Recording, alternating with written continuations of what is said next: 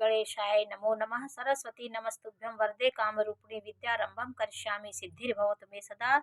शिव शक्ति को कोटि कोटि प्रणाम। मेरे श्रोतागण, आज मैं आपको लग्नेश के 12 भाव में किसके साथ युति है इस बारे में मैं जानकारी आपको दूंगी कि लग्नेश द्वितीयेश के साथ है तो उसका क्या फल होगा, तृतीयेश के साथ है तो क्या फल होगा, इस बारे में मैं आज आपको जानकारी दे रही हूँ कि लग्नेश का 12 भाव में युति का क्या फल मिलता है, इसके बारे में जानकारी दे रही हूँ।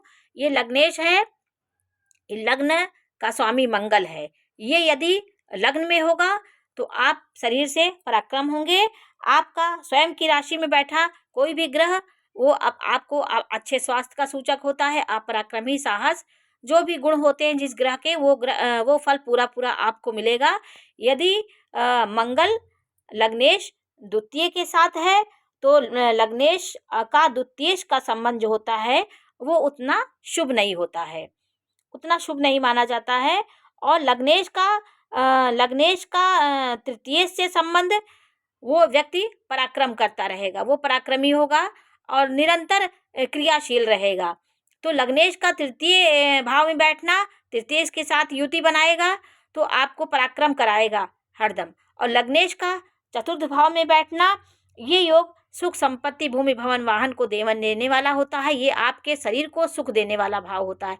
तो लग्नेश यदि चौथे भाव में है तो भी ये योग बहुत अच्छा होता है। लग्नेश पंचम भाव में बैठा है तो पंचमेश, लग्नेश और पंचमेश की युति जो होता है ये विद्या बुद्धि प्रदान करता है। आप विद्या के प्रति बहुत लालायित रहेंगे, हर समय विद्या अध्ययन ज्ञान अर्जित करने के लिए आप सदैव तत्पर रहेंगे।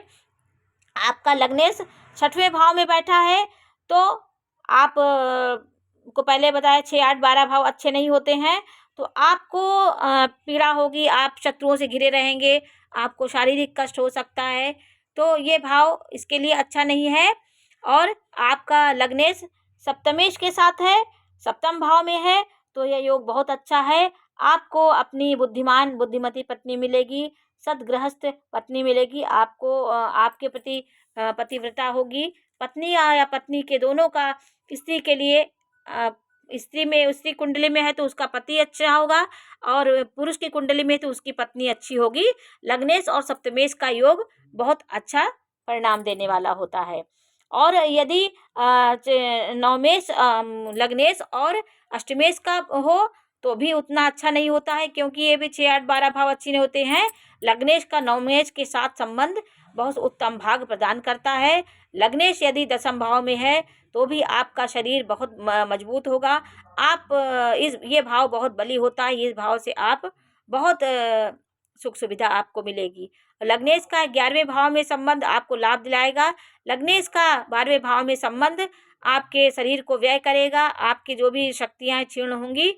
तो इस भाव में भी मंगल, इस भाव में भी आपका अच्छा नहीं माना जाता है। सप्तमेश और नवमेश, सप्तमेश से पहले बताया कि अच्छी पत्नी का योग होता है, पत्नी कुंडली में है तो पति, पति कुंडली में है तो पत्नी। तो इन विभिन्न भावों में आपके लग्न के स्वामी बैठने से क्या फल होता है, सबसे अच्छा फल चौथे में मिलता है। नवम में उनका संबंध बनाने से अच्छा होता है।